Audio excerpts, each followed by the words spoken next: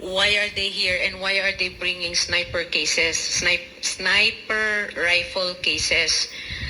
With respect to sniper rifle cases, we have proof that there was in fact a sniper on the roof of Waxis, which is outside the kingdom, during the June 10 incidents when they tried to enter the kingdom. Yan o, it's on screen now. Huli Na ang may sniper na sa sak. taas. Hindi nila alam.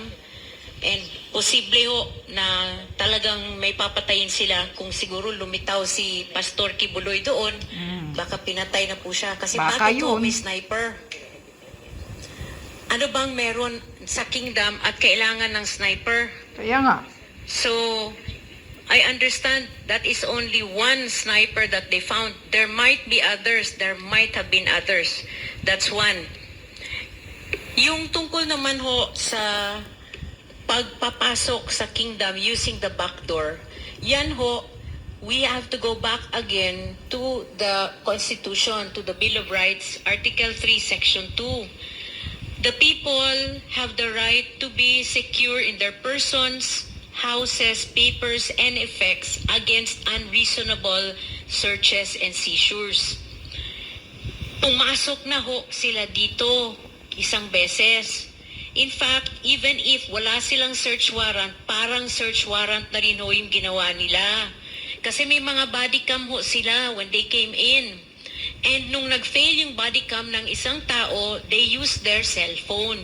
So it's like they were able to do already a search of the kingdom without a search warrant. So, ayan po, yan na lang, that is already unreasonable. And yet, because they have a warrant of arrest, they were able to use that as a guise to get to search the entire kingdom compound here sa down sa central, as well as the other 3 compounds. Now, that again can be questioned legally. Yung paggamit naman ho ng backdoor, that would already be definitely unreasonable. Unless, again, they will manufacture evidence saying that the kingdom is a terrorist nation on its own. However, as you have seen from the video footages, this would show na ang gamit to ng mga tao cell phones. Now, if a person can be classified as a terrorist using a cell phone, wow, right? So, that would definitely be already falling under the definition of unreasonable.